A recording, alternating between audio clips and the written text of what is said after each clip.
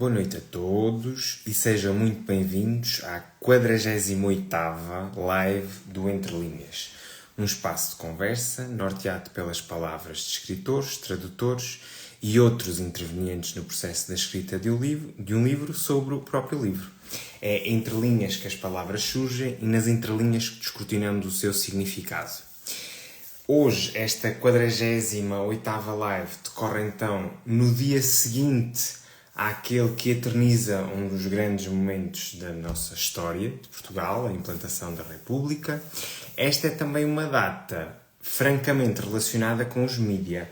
Se em 1992 a SIC iniciava as suas emissões, em 2010 era criada a rede social que estamos a utilizar e na qual vai decorrer então esta nossa conversa, o Instagram.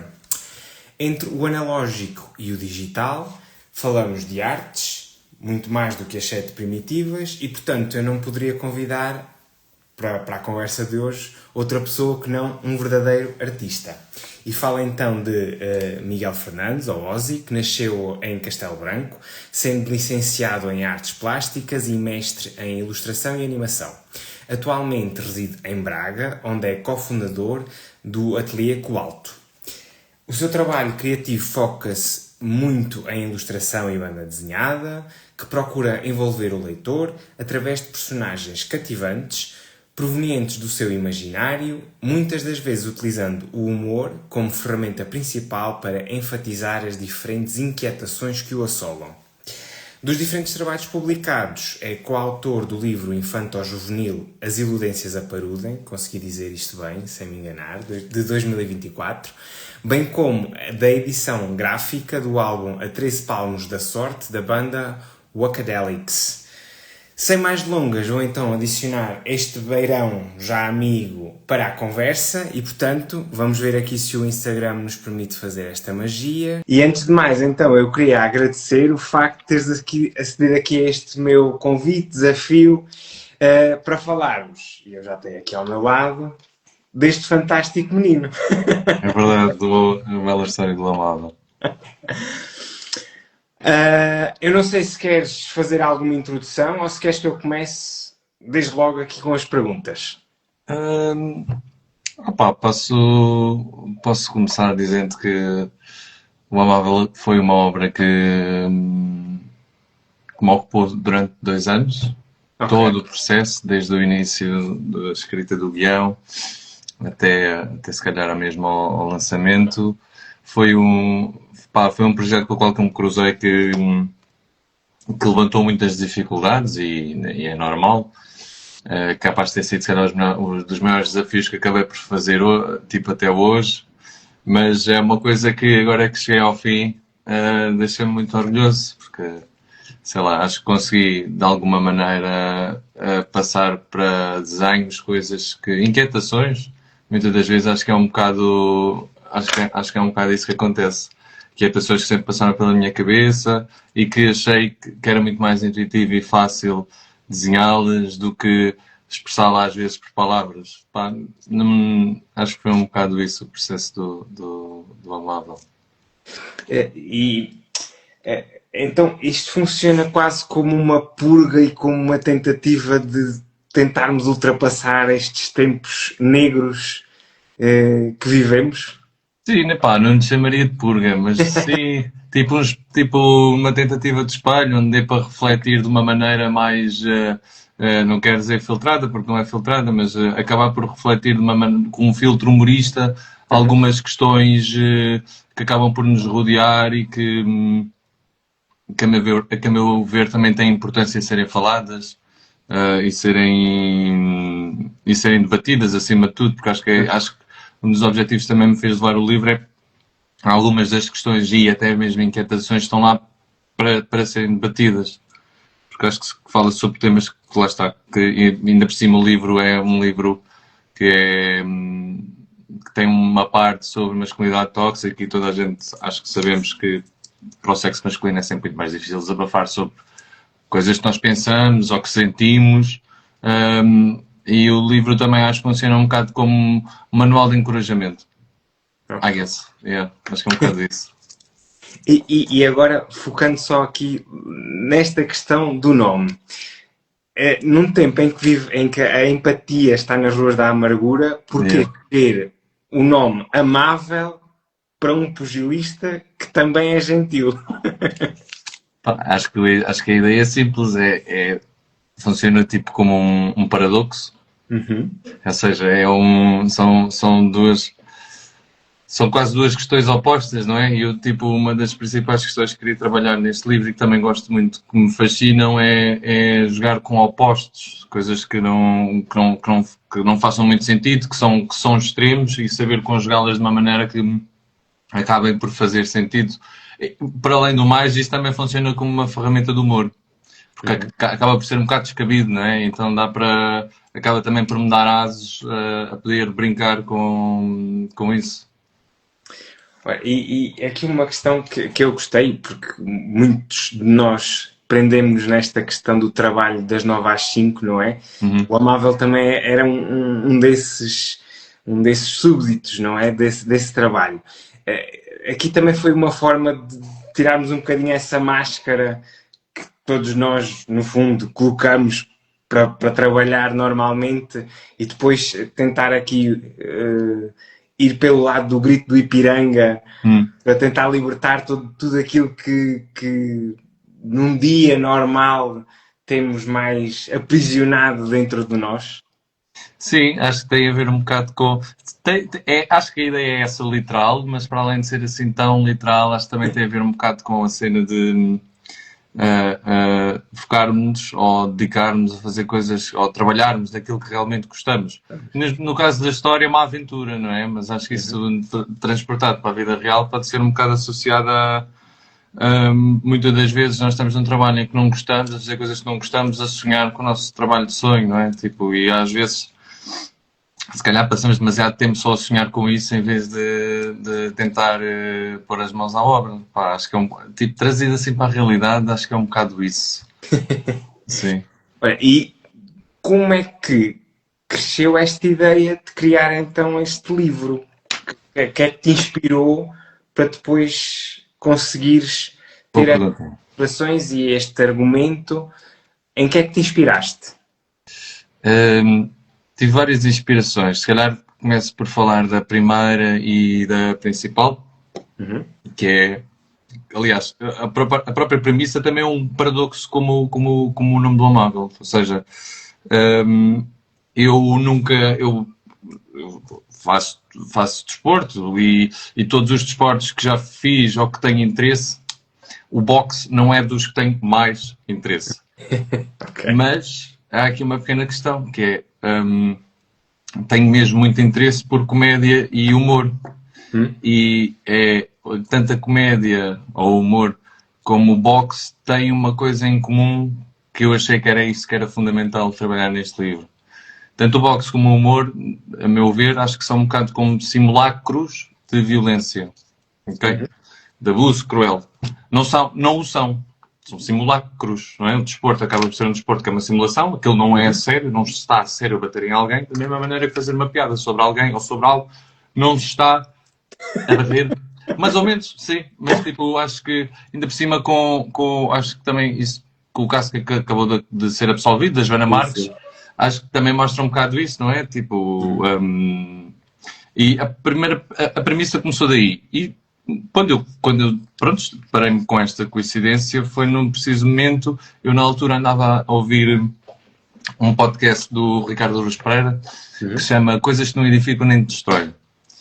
Que também, acho que também é livro. Acho que passou a ser livro depois do podcast ou vice-versa.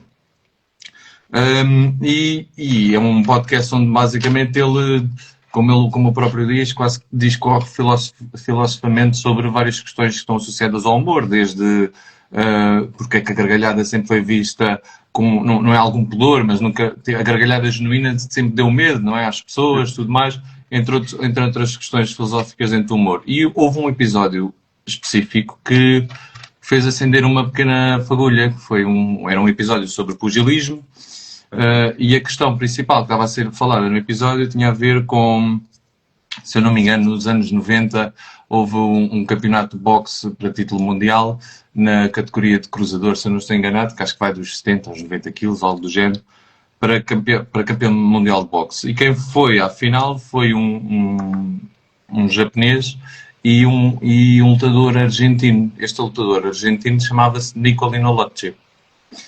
E Nicolino Locci sagrou-se campeão de uma maneira peculiar. Ele era, a sua técnica de combate era muito não vamos chamar defensiva, mas muito base de esquiva. Ou seja, ele, ao final de contas, ele sagrou-se campeão mundial sem sequer dar um único soco. Ok. E quando eu percebi que isto era realmente uma história real, fiquei fascinado, não é? Tipo, como é que... acho que é aqui que dá aquela frase que a ficção imita a realidade. Uhum. Como é que num desporto que acaba por ser tão agressivo, tipo, ou ofensivo, já se sagrou campeão mundial uma pessoa que fez exatamente o oposto. Até porque o Nicolino é um personagem que faz parte da história, não é o vilão. Também não é um antagonista. É um personagem como todos os outros, porque eu achei que tinha que prestar uma homenagem à fonte de inspiração. Tinha que... Porque foi... Aliás, o Nicolino foi o primeiro personagem a ser criado, ou ser pensado. Tudo o resto foi acabando por vir com o tempo depois. O Amável foi muito depois. Todos os outros personagens que estão na história do Amável sempre foram gradualmente aparecendo mais tarde. E já agora, qual é que foi a primeira personagem a aparecer? Foi o Nicolino. O Nicolino foi o primeiro. Ok. E já agora, porque vem neste seguimento e porque fizeram aqui esta pergunta, qual foi a personagem mais difícil de construir? A mais difícil foi a minha preferida até.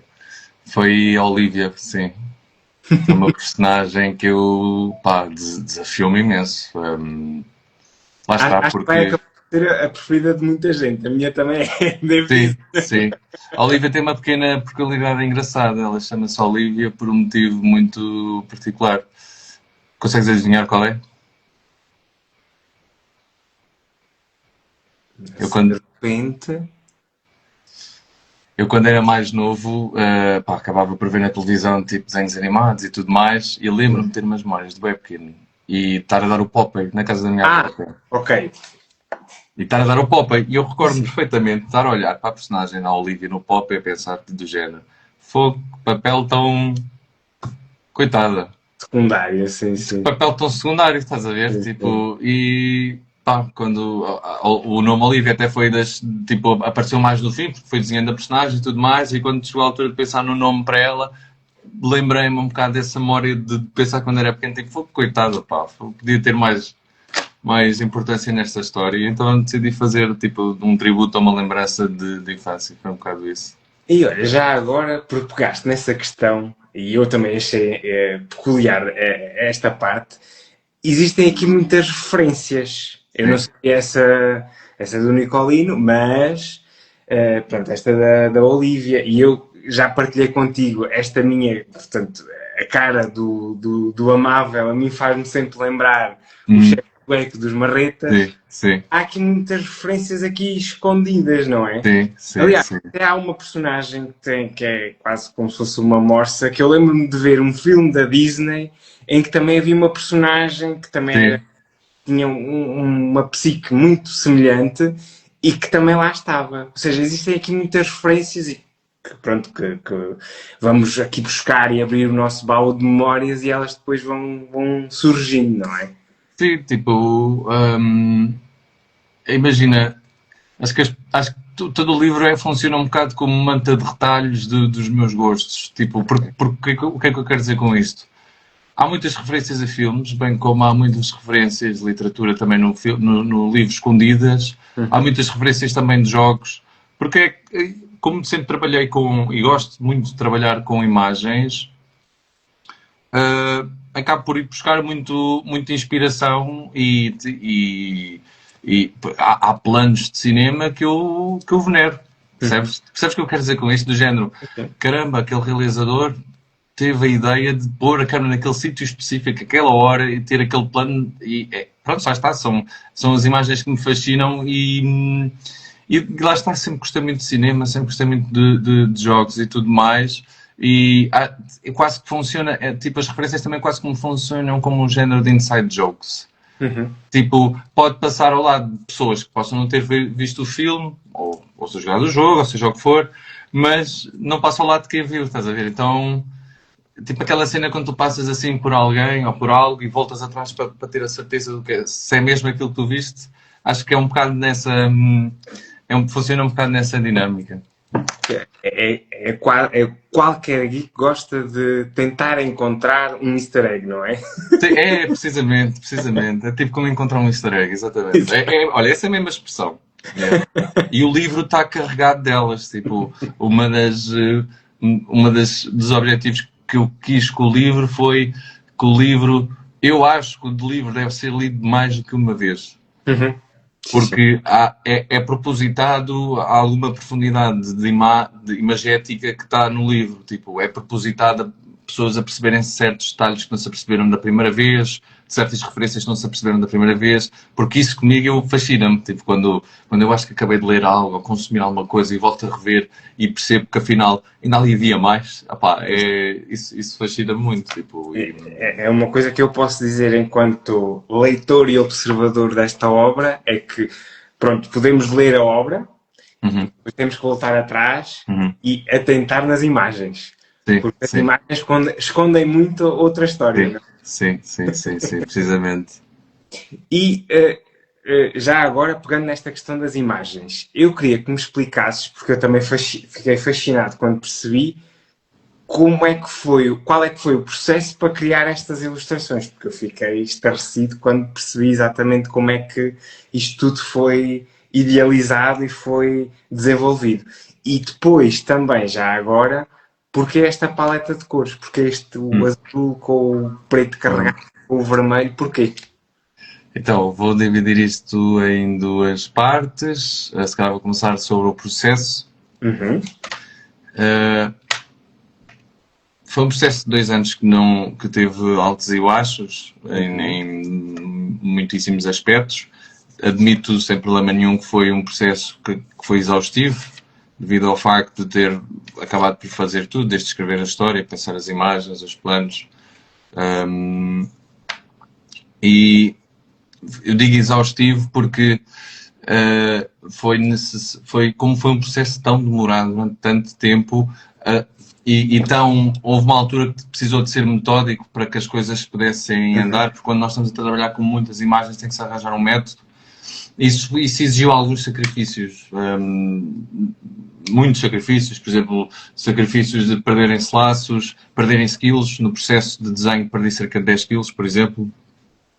Felizmente já os recuperei, mas foi uma altura, foi uma altura muito intensa e muito fervilhosa. A própria maneira como o livro se criou foi, não vou dizer caótica, mas foi peculiar, porque eu na altura tinha algumas reuniões com a Diana Garrido, que faz parte da Iguana, a qual me ajudou muito também a arranjar aqui um método que pudesse funcionar, e a coisa aconteceu muito de uma maneira espontânea, do género, eu chegar ao pé dela com a história da premissa. Aliás, quando a primeira vez que eu estive com ela, aliás, ela já tinha tido um pequeno livro que eu fiz, que era a história, eu até tenho aqui, acho que não está aqui, mas até tinha um pequeno livro que era a história do Amável em 12 páginas, uma coisa muito rápida, só tinha o confronto com o Nicolino, era uma coisa mesmo muito simples. E eu lembro-me dela me dizer, olha, isto é muito bom, pá, e se a gente transformasse estas 12 páginas em 90? E quando ela disse isto a primeira vez, porque eu na altura quando fiz aquilo, para mim estava feito. Era só, não tinha dado muita oportunidade porque não sabia o potencial que podia ter. Depois, quando a Diana me deu o feedback dela a dizer que aquilo podia ser algo muito bom, pronto, no início decidi, ok, vou só fazer 90. Depois dei por mim, enquanto ia escrevendo a história e ia desenhando, e pensava, 90 é muito pouco. 90 não vai contar tudo. E mesmo assim, acho que não quis fazer mais também para deixar um bocadinho de fome, confesso. Para deixar um bocadinho água na boca, porque os filmes que eu mais gosto são aqueles filmes que no final ninguém me explica nada. E fica ali, tipo, quase a trepar paredes para perceber o que é que vai acontecer a seguir. E em relação... Isso consegue-se. Aviso desde já. Boa, ótimo, é o objetivo. Esse é o objetivo. E em relação às cores, as cores também têm uma importância muito grande. Primeiro que tudo, as cores são a primeira referência cinematográfica, não sei se consegues imaginar qual seja, não é? Acho que tem a ver, acho que é um bocadinho universal toda a gente saber que tem a ver com o comprimido azul e o comprimido vermelho de Matrix. Mas para além disso tem um significado um bocadinho mais profundo e se calhar filosófico. Para mim, o azul e o vermelho são cores que representam os grandes pilares da masculinidade. Ok. O azul como tu podes ver no escritório, de tédio, melancolia, até mesmo depressivo, e o vermelho provém mais de raiva e até mesmo paixão ou amor. O Inside Out. Sim, sim, é mais ou menos, sim, mais ou menos. E as próprias cores também estão atribuídas aos personagens, não é? Ou seja, em todos os planos em que o amável aparece, são azuis. Em todos os planos em que o pai do amável, ou onde o pai do amável esteve, aparece, são vermelhos. Mesmo por causa disso também. Ou seja, o azul, desde o início, esteve sempre mais associado com a ideia deprimida do homem, revoltada, rebaixada, que está atribuída ao amável. E o vermelho de paixão, de raiva principalmente, e a ideia de paixão ao pai, não é? Porque o pai acabou por ser alguém que ele nunca conheceu, não sabe ao certo quem é, e vai percebendo ao longo da história que é algo que ele não tinha nada a noção que seria, e que acaba por lhe ensinar, mesmo não estando cá, acabou por lhe ensinar alguma coisa, não é? Acabou por lhe dar uma prova de amor, por assim dizer. Eu acho que fazer o luto e terminar o luto acaba por ser uma prova de amor. E daí o personagem que é todo azul vestir um elemento que é vermelho.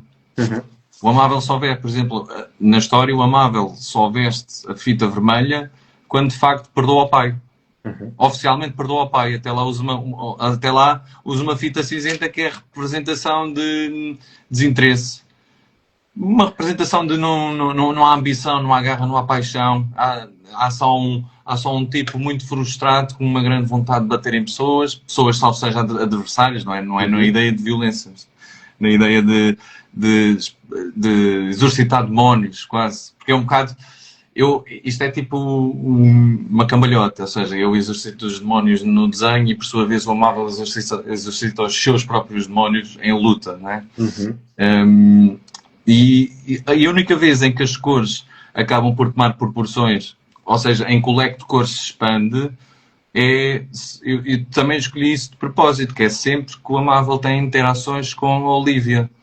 Porquê? Porque a Olivia não faz parte deste espectro de masculinidade, não está agrilhoada a estes conceitos que nós, homens pequeninos, sempre ouvimos. Porque o livro também, um dos temas principais, acaba por ser a masculinidade tóxica, ou até mesmo os homens de ferro, ou os homens de pedra. O homem não chora, o homem não... Ok?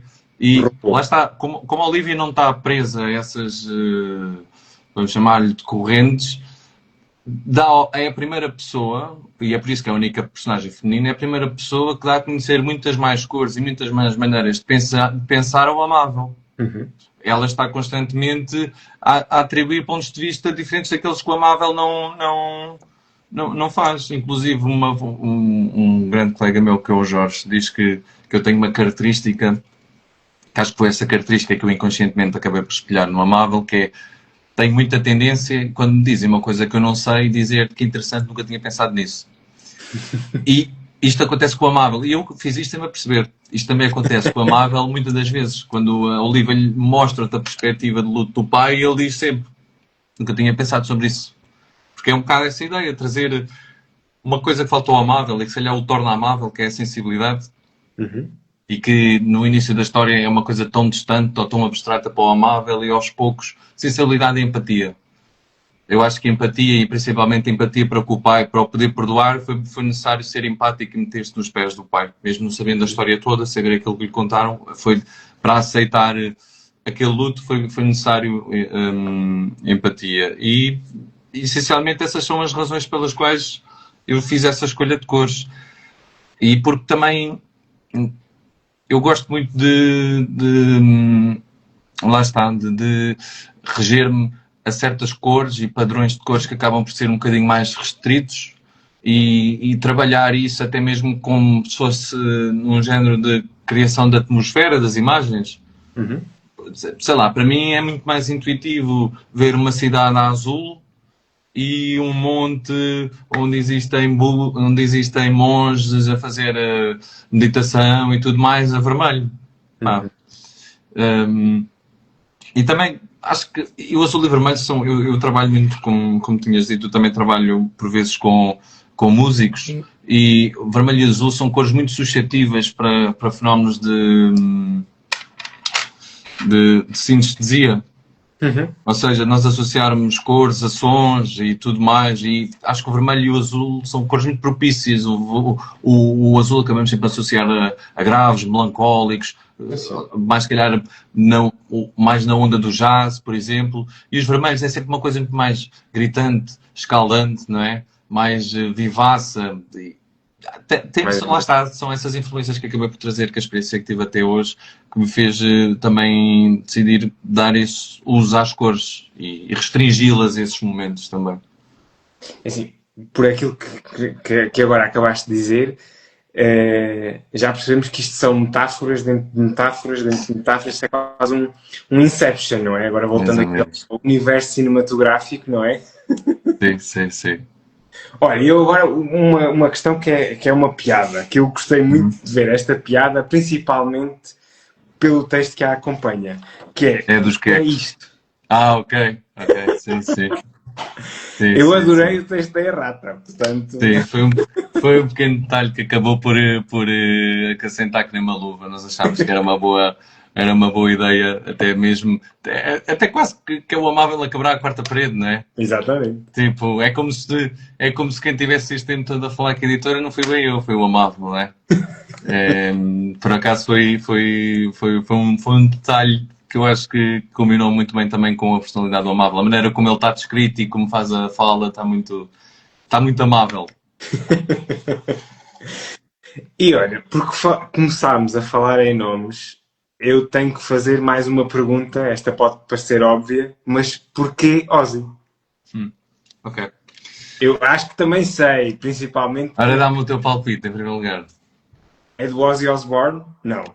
Também. Não, é Ok. a porcentagem mais pequena. É a porcentagem mais pequena. Ok, pronto. Tipo, a principal razão acho que tem a ver com tem a ver com um poema que foi escrito, eu agora não me recordo do autor, infelizmente, mas é um poema que se chama Ozymandias. Provavelmente já ouviste falar, porque também esse poema é utilizado em inúmeras peças de cinema, por exemplo, dos episódios mais importantes. Primeiro é um poema que fala sobre o tempo, e quanto o tempo acaba por ser uma coisa que acaba por vencer, não é? Venha o que vier, o tempo acaba sempre por vencer. E isso está descrito esse poema de qualquer maneira, ou até está muito escrito no cinema, nomeadamente o caso mais rápido que eu me lembro é um dos últimos episódios de Breaking Bad, em que Percy Shelley, exatamente, Jorge, é o nome do autor. Em que um dos episódios de Breaking Bad em que está tudo a colapsar chama-se precisamente Ozymandias, porque mostra-me essa ideia que por mais tempo que durasse aquilo iria acabar algum dia. Essa é a primeira razão. A segunda razão tem a ver com uma das obras que mais me fascinou ler quando era mais miúdo, de banda desenhada, foi Watchmen, do Alan Moore. Sim. E o vilão do Watchmen chama-se precisamente Ozymandias. Ok. Não é a minha personagem preferida. Gosto mais, por exemplo, do Rorschach. Porém, eu já na altura achava o nome... Ozymandias já achava aquilo que se chama um nome orelhudo.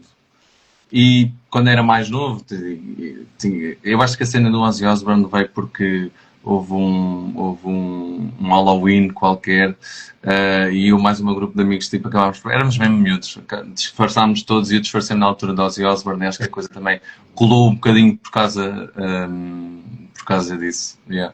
E eu sempre gostei do nome, acho o nome, lá está, acho que é um nome orelhudo, gosto dos dois E's no meio, pá, acho que fica na cabeça. Sempre me identifiquei com esse nome. Okay. Como autor. E já agora, uma curiosidade. Eu não sei se leste uma das peças jornalísticas mais recentes da Y relacionada com a banda desenhada portuguesa. Julgo que sim, não tenho bem certeza, mas julgo que tenha visto que falava sobre a banda desenhada portuguesa estar a florescer, não é? Exatamente. A minha questão tem-se mesmo com isso. Se achas que realmente a banda desenhada portuguesa está num momento de apogeu, num momento de bom crescimento, essa é a primeira parte. Também aqui uma pergunta com duas partes. E se dentro da comunidade bedística, digamos assim, se vive um companheirismo, ou seja, se há um bom relacionamento entre as diferentes pessoas que vão acabando por criar esta nova banda desenhada portuguesa. Primeiro, eu acho que de facto está a florescer por um motivo simples. Acho que há uma nova onda agora de autores, até mesmo autores novos. Agradeço imenso à Iguana por ter pegado em mim e também noutros casos que até então ainda não tinham publicado, e dar-lhes a oportunidade de darem o seu cunho na banda desenhada, mesmo que não seja aquela que, não quero dar-lhe este termo, mas a mais, não vou dizer tradicional, mas convencional, não, vou chamar mesmo tradicional. Dos padrões, não é? Dentro dos padrões, exatamente. Não descurando tudo o que foi feito até então, porque foi graças a isso que hoje podemos ver sempre coisas novas, não é? Mas acho que acaba por sair a ganhar o facto de cada vez mais estar a sair mais diversidade dentro do mundo da banda desenhada, porque acho que no final de contas o que acaba por acontecer é que se mais diversidade puder existir, mais procura vai existir, porque é mais diverso, vai chegar a mais pessoas que possam gostar de algum tipo. É normal também não se goste, não é? Mas percebes o que eu quero dizer? Tipo, acho que quanto maior for a oferta, maior será a probabilidade de mais pessoas, se calhar, até entrar neste mundo da banda desenhada, não é? Sim, precisamente. E lá está. E também das editoras também poderem confiarem e darem a oportunidade a autores que nunca tenham publicado. Fazendo aqui uma ponte para a segunda pergunta, lá está. Como é o meu primeiro livro publicado, eu sou muito recente, ou seja, não tenho ainda... vejo por alto e vejo as interações que outros autores acabam por fazer. A verdade é que também temos grandes eventos de banda desenhada em Portugal, onde acabam por se cruzarem contactos e pessoas e autores, e acho que isso é das coisas mais importantes em relação ao mundo da banda desenhada e como é que os autores acabam por interagir uns com os outros, é mesmo se calhar esses eventos. Mas eu julgo que os autores acabam por colaborar uns com os outros, nem que seja na maneira de apoio, não é? Tipo,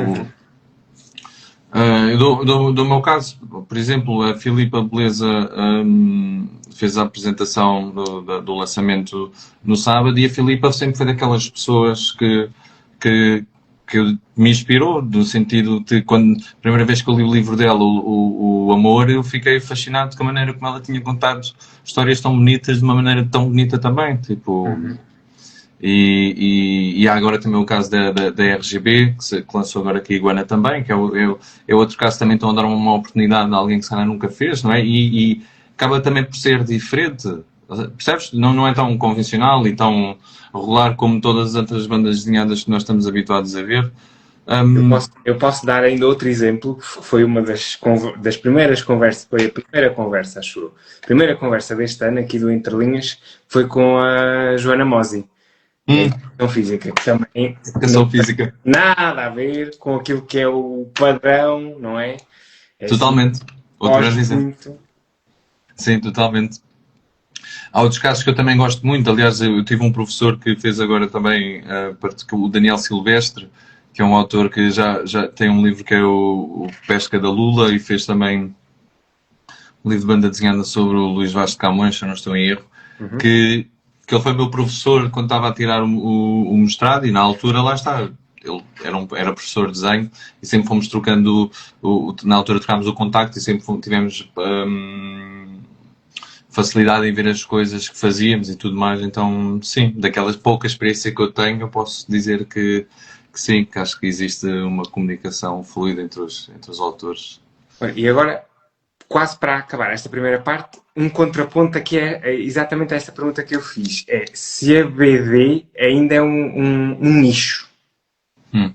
Boa pergunta. Se já está, se abriu as portas ou se ainda é muito fechado dentro dela própria. Eu acho que não, por uma razão.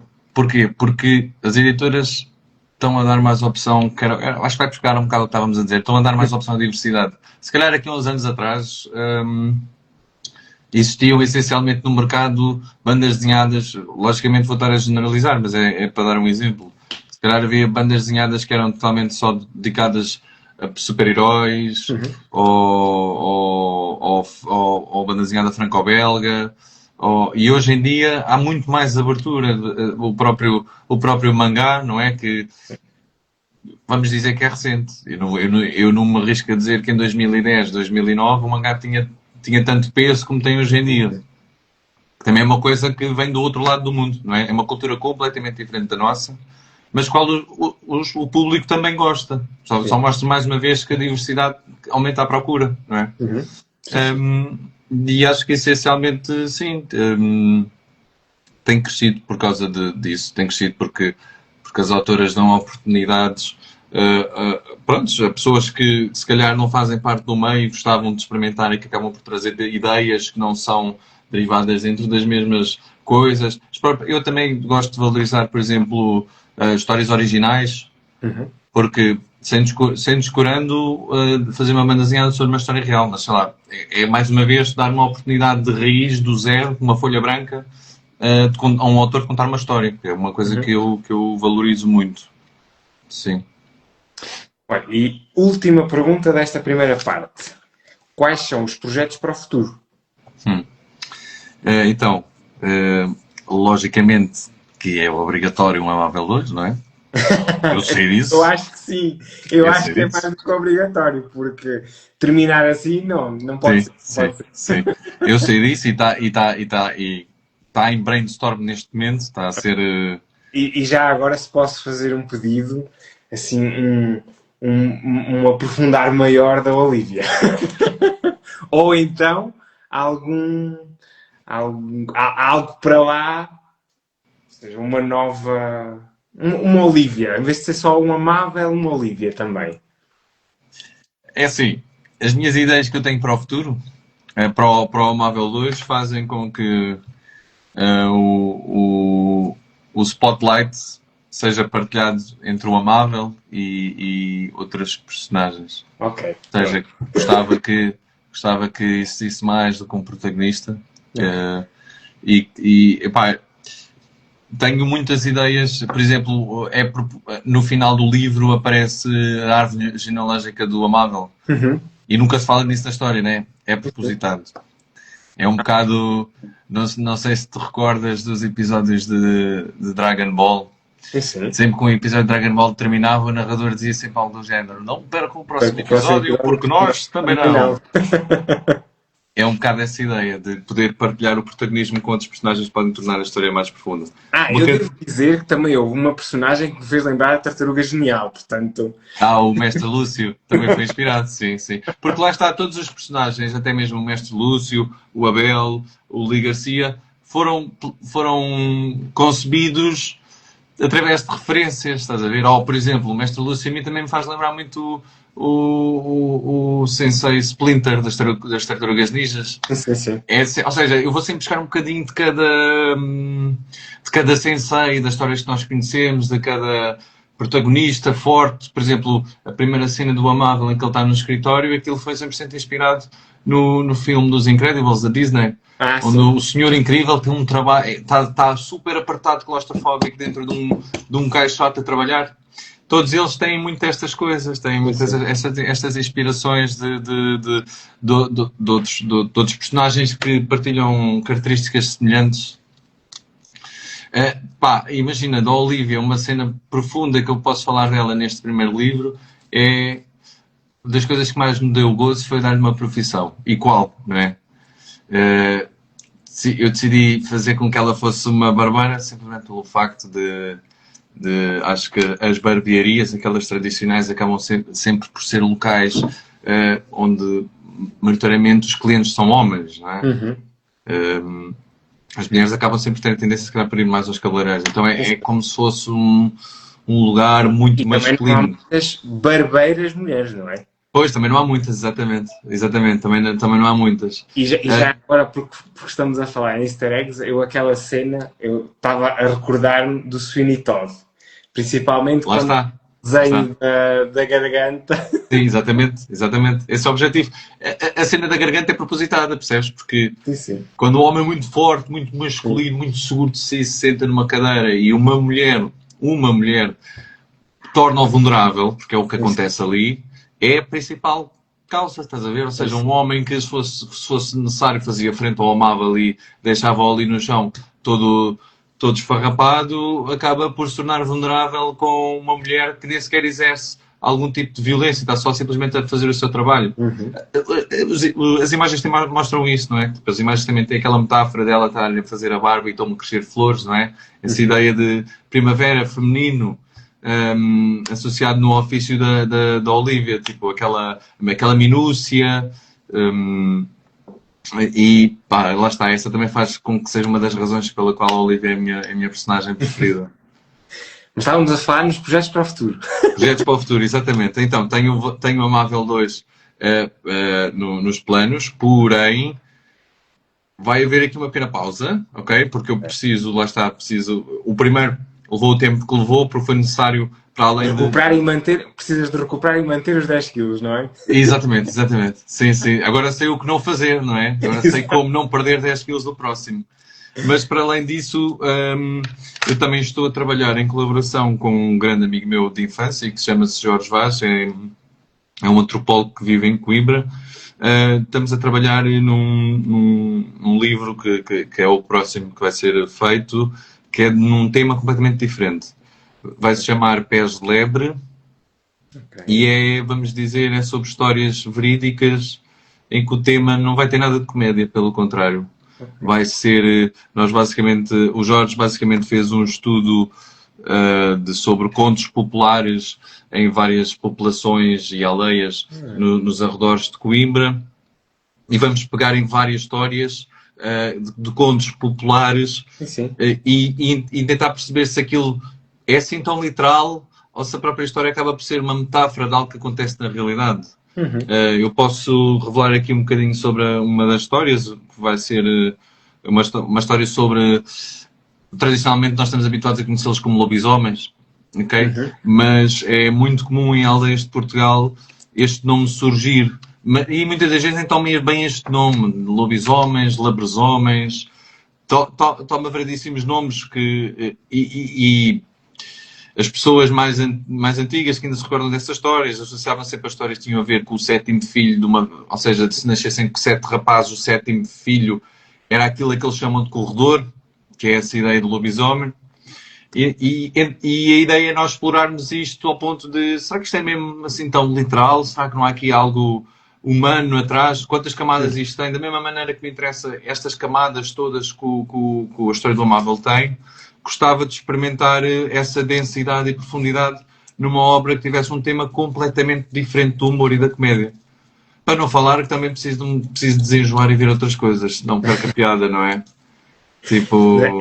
Esse projeto tem muita piada, porque eu já tinha desafiado aqui há uns tempos também um escritor aqui da Guarda, que ele também está no mundo da banda desenhada, exatamente para tentar reavivar e manter estas tradições e estas histórias que, se não forem recolhidas agora, provavelmente vão perder-se. E eu acho que são essas tradições, e até porque muitas depois podem ser utilizadas como ideias para outras obras quaisquer, não é? Mas se não as preservarmos... É isso, muitas destas histórias que o Jorge... certeza. Muitas destas histórias que o Jorge recolheu não estão escritas em lado nenhum porque foram ditas oralmente por pessoas das aldeias. Ou seja, eu lembro perfeitamente quando o Jorge me contou esta primeira história da lobisomem, eu regalei assim os olhos e disse-lhe, então Jorge, isto tem aqui um potencial gigantesco para nós fazermos uma obra sobre isto. E pronto, a partir deste primeiro livro que nós estamos a fazer vai ser dividido em 3 histórias. Ok. E pronto, é um bocado isso. Quero, ao mesmo tempo que vou estar a desenvolver esta história, vou estar a trabalhar em background no Amável 2, principalmente no guião do Amável 2, porque quero que seja ainda mais profundo, ainda mais complexo, ainda mais humano, porque esse também é um tema que me agrada trabalhar nos livros, nas histórias, tipo, os personagens não são preto no branco, todos eles são cinzentos, como nós, né? O Amável é o protagonista, é o bom da fita e tudo mais, mas ele no início do livro é uma pessoa extremamente... não tem empatia nenhuma, não é? E isso interessa muito, por isso é que eu digo que é quase como espelhar inquietações minhas, percebes? O que eu quero dizer com isto, tipo, de criar personagens que refletem questões que nós temos, sei lá. Para mim o Amável é a personificação dessa ideia do homem não chora. Percebes? Tipo, há um livro muito bom que infelizmente cruzei-me com o livro no final no final da história do Amável. Foi um livro que eu fiquei tipo, não acredito, só estou a ver isto agora, que é um livro que chama-se João de Ferro e é de um autor chamado Robert Bly. E é um livro que fala sobre isso, fala sobre a masculinidade tóxica e como até ela própria está retratada chama-se João de Ferro porque retrata isso num conto que se eu não estou enganado, é um conto infantil alemão que se chama-se mesmo João de Ferro, que é uma história comprida, mas tem a ver com um rei que tem um reinado com um pinhal e começam a desaparecer pessoas nesse pinhal e ele diz a um caçador, olha, vais até ao pinhal e vais ver o que é que se passa. E o caçador vai mais ao seu cão e quando chegam ao pinhal passam por um poço e do poço sai uma mão peluda que agarra o cão e leva-o lá para baixo. E o caçador vai até ao rei, explica o sucedido, tinha visto uma mão monstruosa e o rei dá-lhe alguns reforços. E quando eles chegam ao poço, deparam-se com um poço cheio de água. E aqui o autor começa a fazer um género de uma metáfora que é retirar a água do poço. É um processo lento e vagaroso. E o que ele está ali a dizer é que são homens a retirar a água de um poço. E este poço não é um poço literal. E quando tiram a água toda do poço, encontram um monstro. Mas não é bem um monstro, é um homem cheio de pelo. Ao qual o autor associa como o homem natural. O homem natural, aquele que está desprovido de todas as questões sociais que constroem um homem. E chama-se Homem João de Ferro. Ok. Então é um bocado... É uma história muito interessante. Aconselho vivamente, porque elas têm um estudo psicológico sobre essa questão, sobre essa história e sobre questões de masculinidade tóxica, que eu achei um livro fascinante e tive muita pena de ter só descoberto no final do primeiro livro, mas com certeza que vou tirar muita sabedoria dele para o segundo, sem sombra de dúvidas. Sim, senhor. Então, terminamos a primeira parte, que era aqui dedicada ao Amável. Quisemos dar aqui um holofote grande no Amável. E agora vamos falar mais sobre o autor do Amável. E então, a primeira pergunta é: como é que começou a paixão pelos livros? Ok. Então, eu devo dizer que o meu pai... acho que começa um bocado pelo meu pai. O meu pai é um autêntico, sem estar a ofendê-lo, e acho que não estou, é um ratinho de biblioteca. O meu pai é aquela pessoa que tem eu desde que o conheço, ele sempre teve... Eu não me lembro de um único dia em que ele não tivesse o hábito de ler antes de dormir. Eu não me lembro, não me recordo. Em todas as circunstâncias da vida toda dele, que eu acompanhei até hoje, ele sempre lê um livro quando vai dormir. E eu, quando era mais novo, não era assim tão ligado a literatura, não sei, tipo... Não me satisfazia tanto como outras coisas, ver televisão, sei lá, estar com os amigos, também era mais novo. E a banda desenhada foi uma coisa que acabou por aparecer, não vou dizer que apareceu logo no início, ela estava presente no início quando eu era mais novo, mas se calhar não me fascinava tanto. Acho que se calhar foi mais quando estava ali, se calhar na licenciatura, que reparei que a banda desenhada me ajudou muito a saber desenhar. Tipo, porque há muitas referências que tu vês sobre planos que tu já tinhas imaginado, mas nunca tinhas conseguido fazer à mão, e vês ali vários exemplos, e acho que dos principais estímulos de ser consumido já a banda desenhada muito cedo foi esse. E porque também acabei por usar muito isso no meu processo de trabalho, nomeadamente, por exemplo, uma coisa que eu faço muito quando viajo é, para outros países, seja qual for, é previamente pesquiso sobre autores de banda desenhada daquele país e é a primeira coisa que faço, das primeiras coisas que faço quando lá chego. É chego lá, seja o país que for, e vou à procura de uma livraria que tenha autores daquela nacionalidade. E eu trago o livro na língua que for. Eu só sei inglês, um bocadinho de espanhol. E tenho desde livros gregos a turcos, tenho um livro que é Khmer, que é a linguagem do Camboja também. Ou seja, porque logicamente, depois dou-me ao trabalho poder traduzir a história e tudo mais, e é um bocado chato.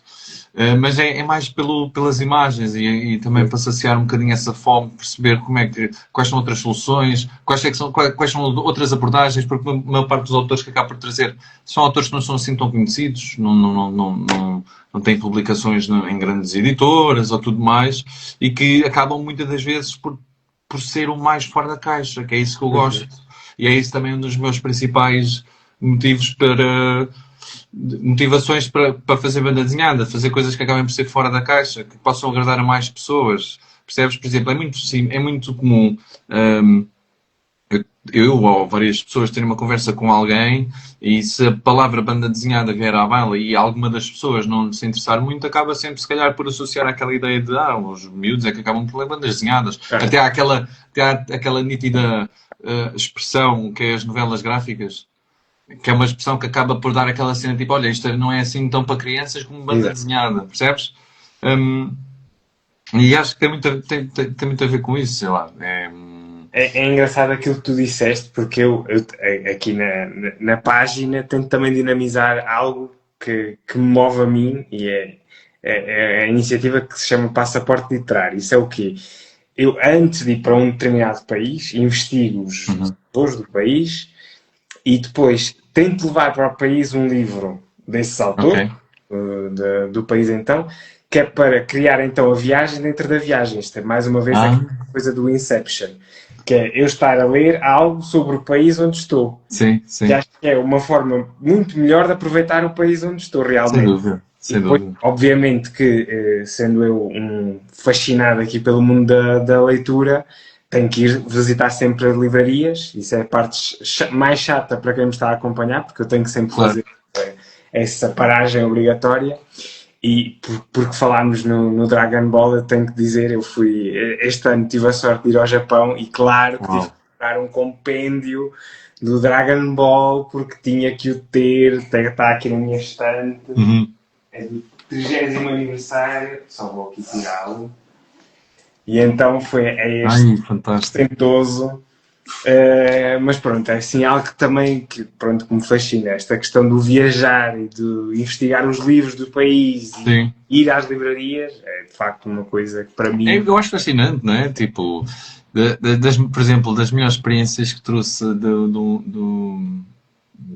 um país foi na Turquia. Na Turquia, reparei, principalmente em Istambul, há muitos gatos, em todo lado há muitos gatos, tipo, e quando eu digo muito lado, é mesmo literalmente em todo lado existem gatos. Eu lembro de ter comprado um livro que estava numa livraria muito clássica, muito gira, até um bocadinho antiga, e estar assim a tirar os livros das gavetas e folhear para ver o que é, e retirar e atrás dos livros estar um gato também deitado a dormir, estás a ver? Tipo, estava mesmo em todo lado, então... Acho que não sei, acho que acabas por ter uma experiência turística que está fora da atmosfera dos guias turísticos. Sim. Percebes? Tipo, é uma coisa que está fora, tipo, e acaba até por ser espontânea, uma viagem que tu próprio criaste, fizeste a pesquisa para ver o autor que querias ver, foste, pesquisaste moradas, quiseste ver, ter interações com as pessoas daquela localidade que trabalham ali, percebes? Acaba por ser diferente e também isso foi uma das coisas que me deu mais gozo e que dá mais gozo fazer quando viajo, sem dúvida. Sem dúvida. Sim, até porque normalmente nessas situações, pelo menos da minha experiência, acabo por conhecer sempre autores e livros que de outra forma nunca na vida chegariam aos meus olhos, não é? Porque pois, exatamente. Não temos era o que eu estava a dizer das editoras, sim. Portanto, exatamente.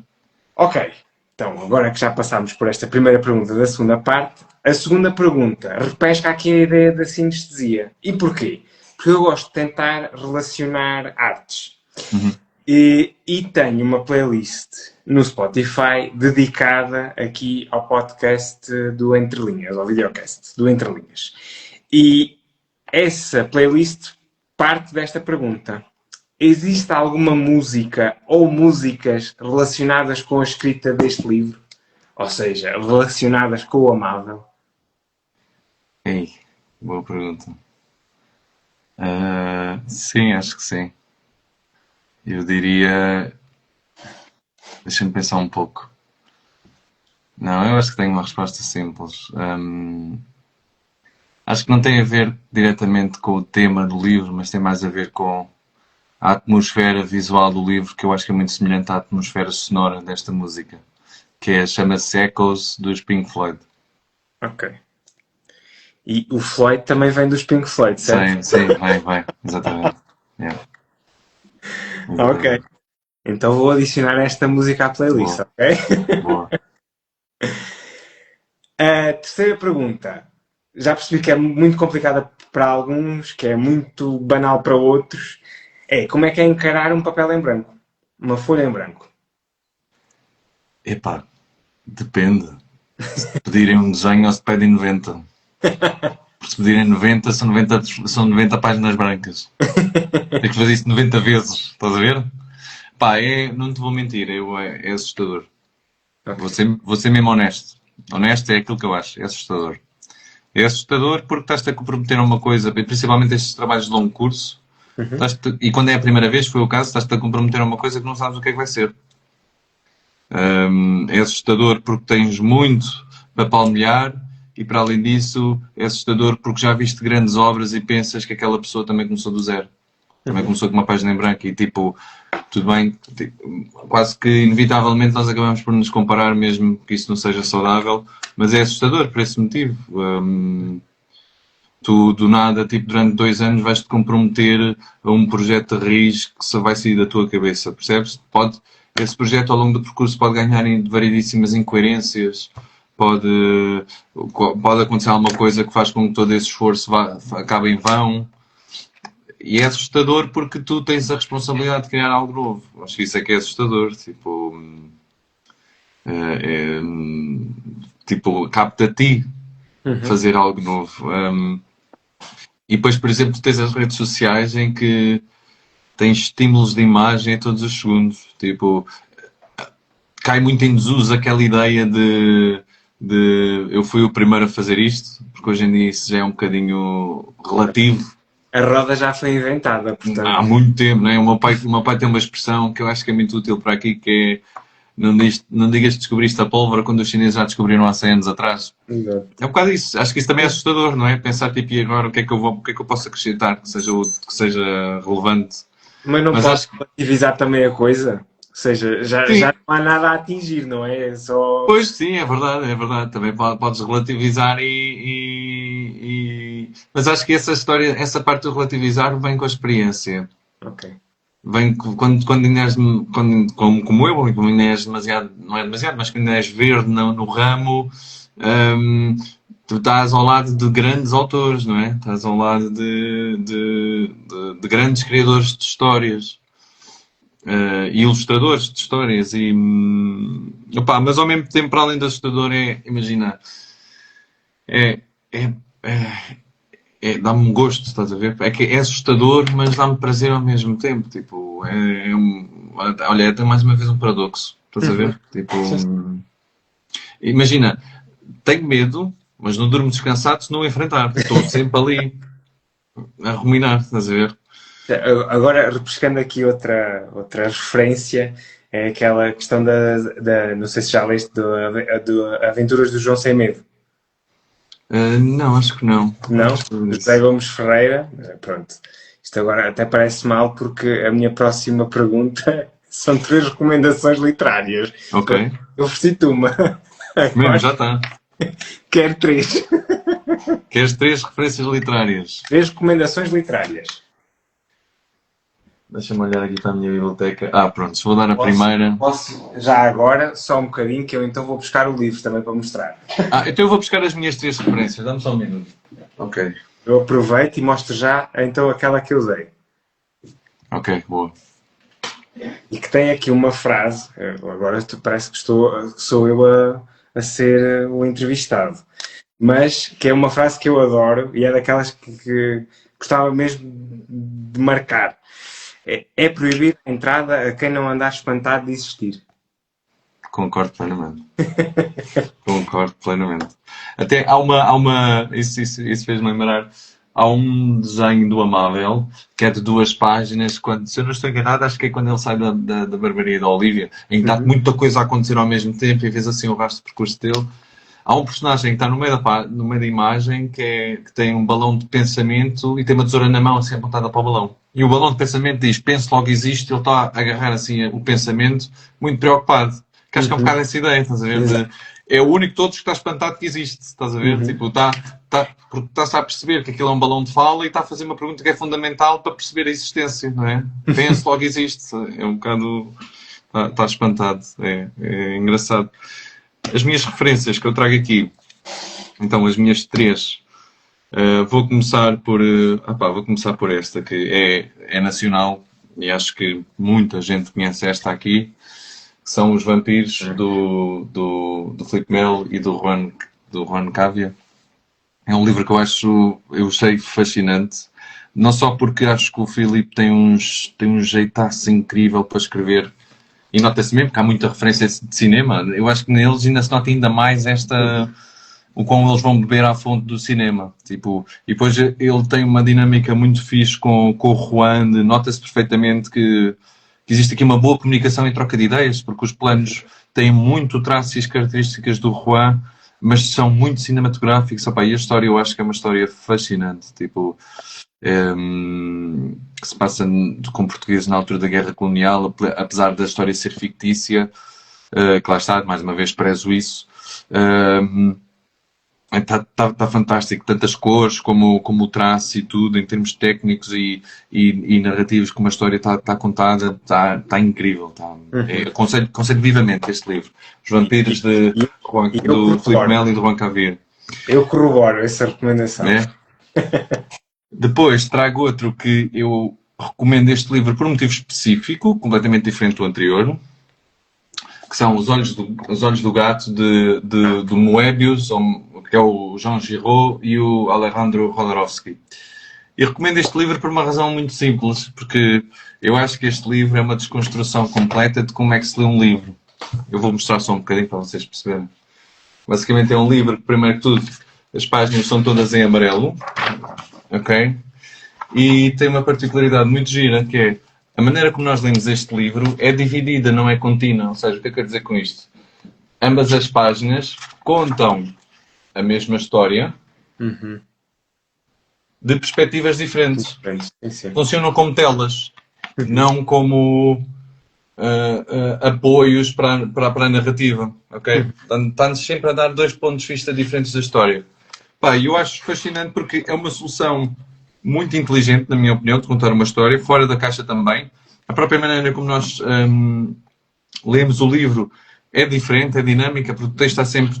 Não existe aquele padrão de esquerda, direita, esquerda, direita, esquerda, direita. Estás a ver? Há sempre tipo dualidade entre olhas para a esquerda, olhas para a direita, percebes? Tipo, durante o livro todo tu estás a achar que isto são 2 histórias diferentes e no fim acontece um pequeno detalhe, que é isso que eu adoro. Existe um pequeno detalhe que te faz a ti como leitor perceber que aquilo é a mesma história, só que vista de 2 maneiras diferentes. E esta subtileza que o Jodorowsky tem de escrever histórias e com o Jean Giraud ou o Moebius, esta mestria que ele tem. E o Moebius também é uma das minhas grandes referências de desenho. Eu, quando estava na faculdade, fiz um trabalho para a minha tese à altura, que era um género de uma banda sonora, que acho que um dia ainda vou voltar a pegar nisso, que era um western. E eu na altura lia muito... Hoje em dia já não há tanta piada, mas na altura lia muito Blueberry, que foi das primeiras obras de Moebius, que era sobre um cowboy, naquele estilo muito clássico, spaghetti western. E ele é francês, logo é muito aquele estilo banda desenhada franco-belga. Aliás, até acho que o Moebius acaba por ser um dos meus atores preferidos de franco-belga. Eu gosto muito mais do que Tintin ou Asterix, por ser diferente e ter uma capacidade de criar histórias e universos muito mais complexo. É um livro que aconselho muito. Depois tem imagens que eu acho que são de tirar o fogo. Uhum. São incríveis. Os Olhos do Gato, de Jodorowsky e Moebius. E por último, faço uma recomendação, que é das recomendações que tem duas razões. A primeira, ajuda-me a apurar o sentido do humor. Não, tem três razões. A primeira é que ajuda-me a apurar o sentido do humor. Outra, lembra-me que sou humano. E a terceira, faz-me lembrar a minha infância. Ok. Que é Calvin e Hobbes, de Bill Watterson. Eu acho, qualquer um deles, seja o formato que for, porque cada página é uma inquietação, porque este livro é todo sobre inquietações de uma pequena criança, ou seja, sobre inquietações de alguém que não tem problema de fazer pergunta porquê. Uhum. Normalmente são as crianças que não têm problema nenhum a fazer isso. E é muito engraçado perceber que esta dinâmica que o Calvin, que é o rapaz, tem com o seu tigre, que na verdade ele na realidade é um urso de peluche, mas é a imaginação do Calvin que lhe dá a vida, acabam, na minha opinião, por ser dois filósofos sem ninguém estar a perceber. Há certos temas que são falados nestas tiras que eu acho são existenciais, são mesmo existenciais, tipo, são questões que são complexas e depois está tudo a ser contado do ponto de vista de uma criança e do seu peluche, que torna a coisa muito mais leve de se refletir e até de fácil acesso ou de fácil entendimento de um público geral. É muito fixe. E depois há esta dualidade, né? São crianças a falar de temas que às vezes são super complexos, mas por palavras muito, muito simples. Opa, e o sentido do humor de Calvin Hobbes para mim é indescritível, eu adoro. É das obras que eu mais gosto, sem dúvida. Tipo, imagina, tenho a certeza absoluta que para fazer o Amável 2 vou ter que papar 2 ou 3 livros de Calvin Hobbes primeiro, para ganhar assim o óleo de continuar com o sentido do humor e com as piadas que sempre me deram muito. Eu sou uma pessoa que adora anedotas e piadas, acho fascinante. Lá está, tenho muito gosto por humor em geral, então Eu cultivo também, isso. por causa da profissão, acabei por ganhar um gosto particular do humor negro. Isto pode ser muito mau na minha profissão, mas é o tipo de humor que eu mais aprecio. Quando é um humor negro, sarcástico, mordaz. Sim, eu também gosto muito. E depois o que eu gosto muito das vezes é quando esse humor negro ou sarcástico está disfarçado. Sim. Não pode ser Está muito. disfarçado numa cena muito naif, pá, Exato. adoro. Quando é subliminar, quando é uma cena que é Exato. muito fácil passar despercebida à primeira. Lá está, estás a ver? Tipo, são temas que eu aprecio muito, sem dúvida. Logicamente que é um bocadinho injusto eu dar-te um top 3 porque, sei lá, para mim eram 20 livros que recomendo. Estes por acaso são todos de banda desenhada, mas olha, o João de Ferro é um que eu recomendo de literatura normal. É sério, eu aconselho mesmo vivamente. Esse livro é muito bom e inspirou-me muito. Vou aqui anotar também. Chegamos então à última pergunta. Eu agora vou fazer aqui um preâmbulo muito grande. Não, eu não vou fazer nada. Mas é uma pergunta que, se eu na outra tenho dúvidas se pode ser um problema ou não, esta sei seguramente que é sempre um problema quando eu a faço. Ok. E é sempre um problema porque também pede aqui alguma criatividade. E então, a última pergunta é: se a tua vida fosse um livro, qual é que seria o título? Ok. Eu acho que o título ia ser uma lápide Ok. e nessa lápide ia estar escrito algo deste género. Eu bem vos avisei que estava doente, ninguém acreditou em mim. Ok. Ok, eu bem vos avisei que estava doente, mas ninguém acreditou em mim. Ok. Acho que é uma boa. Acho que isto não tem nada a ver com a ideia de morte. É mais uma vez esta dualidade, esta brincadeira com um tema sério. Estás a ver porque normalmente uma campa diz sempre aqui jaz fulano tal, não é? É tipo como se fosse um género da piada de morrer a rir. Ou a última piada que tu contas antes de tipo, seres a última a rir-te antes de morreres, ou algo assim deste género.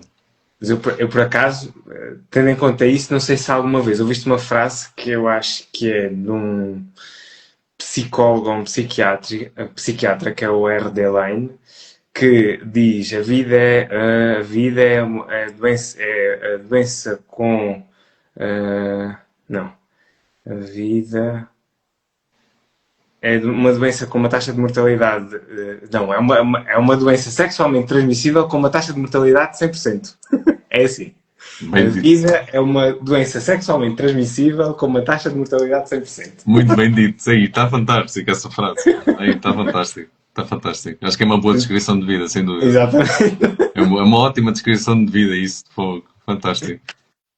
Pronto, ok. Então eu vou anotar, ok? Que é para depois não haver problemas aqui em termos de patentes e assim. Lápide, eu bem vos avisei que estava doente, mas ninguém acreditou em mim. Sim, senhor. Isto é uma coisa que existe, by the way. Ah, ok. Existe mesmo alguém que tem numa lápide esta frase escrita. Ok, ok. Pronto. Ou seja, mais uma vez, a realidade, a ficção imitar a realidade. Exato, exato. Ok, sim, senhor. Muito bem. E pronto. Terminamos aqui o nosso momento de conversa. Espero que tenha sido proveitoso. Foi muito. Por dar mais uma vez aqui o amável, que eu muito prezo e gostava de cumprimentar e falar um bocadinho mais até com a Olívia. Claro, claro. Até porque eu gosto muito de me barbear, portanto, Sim, olha, vês? estava Yeah. às mãos da Olívia para que ela conseguisse fazer e florescer aquilo que mais eu prouvesse. Yeah. Pá, fico feliz que tenhas gostado. Palavra? Quero agradecer às pessoas todas que estão aqui e que têm apoiado ao longo deste projeto todo, desde o início até ao final. Houve muitas pessoas importantes para este trabalho. Tanto o Jorge que vai trabalhar comigo no PES Lebre é uma delas. É uma pessoa muito essencial porque ajudou-me, tanto ele como a Ruth, que é a sua namorada, ajudaram muito a olhar para os personagens e vê-los mais como seres humanos, ou seja, tornar o leitor mais empático às suas características e tudo mais, e ajudaram-me mesmo muito nesse processo. E acima de tudo acho que vai ser o primeiro de muitos, não é? Tenho muita vontade de querer continuar a ilustrar histórias porque é algo que eu gosto mesmo muito. E apercebi-me que consigo exercitar melhor inquietações que tenho através desta linguagem do que se estivesse, por exemplo, numa sessão de psicologia, onde normalmente percebes, tipo, não que isto não seja importante porque é muito importante e também aconselho muito isso. Para a história do Amável, acho que também espero que também crie sensibilidade nessa ideia de que nós não somos perfeitos sozinhos. Muitas das vezes é necessário e não há problema nenhum nem vergonha em buscar ajuda de outras pessoas. E quando digo isto, não estou só a referir desabafar com amigos ou familiares. Acho que também é sempre muito importante e que não é motivo nenhum de vergonha. Nós temos um acompanhamento de psicologia, porque a mente acaba também por ser como o corpo, não é? Tipo, também tem que ir ao médico. Né? Tem que fazer umas análises para ver se está tudo bem. Logicamente que eu digo isto não é como nós fazemos ao corpo, que é vamos lá uma vez por ano a ver se a coisa está boa e está a andar. Acho que é uma coisa que tem que ser mais acompanhada. E porque, acima de tudo, ajuda-nos muito a olhar para nós em terceira pessoa. E acho que é uma das cenas que falta muito a nós, seres humanos, hoje em dia, é esta percepção de nós, enquanto terceira pessoa, que faz parte de uma comunidade. Acho que lá está, acho que isso, nós acabarmos por desabafar com outras pessoas, faz com que nos tornemos mais sensíveis. E sensibilidade, acho que é uma coisa que é muito... Sensibilidade e amabilidade. Acho que são coisas que são muito necessárias nos tempos que correm. É a eterna questão de nos colocarmos na pele do outro. Sim, exatamente. Acho que é uma coisa que lá está, que os tempos que correm cada vez mais é difícil e é escassa. E acho importante nós estimularmos essas pequenas coisas. Elas não são pequenas, nós é que fazemos elas pequenas. E às vezes damos mais importância a coisas que realmente são pequenas, não é? Sim, sem dúvida. Sem dúvida. Olha, acho que também isso tem muito associado, tipo, estamos tão ocupados com a expectativa daquilo que nós vamos ser no futuro que nos esquecemos da noção e do que é que nós somos na atualidade, no presente. Sim. Acho que é importante nós lembrarmos que estamos vivos. Mas eu já agora, por falar nesta questão do futuro, gostaria muito, agora acabei um desafio e vou lançar já outro. Gostaria muito de ver uma sessão de lançamento do Amável ou do Amável 2 aqui nas Beiras. Eu vou deixar... vais ter, não te preocupes que vais ter. Ok, pronto. Não te preocupes, como é lógico, não é? Como é lógico, claro que tenho. Eu tenho um grande amor e carinho por o sítio de onde vim. Muito mesmo, muito mesmo. Ainda bem, porque aqui as beiras precisam de uma agitação cultural É, também, tá bem? é verdade, é verdade. Eu tento dinamizar isto aqui, que é para as pessoas que estão aqui à volta conseguirem perceber que a cultura pode ser dinamizada Claro, aqui no interior. claro, concordo plenamente. Pronto, agradeço então. Espero que Eu é tenha que sido agradeço. proveitosa esta conversa e um resto de boa noite e até a uma vinda aqui às beiras, está bem? Está combinado, está combinado.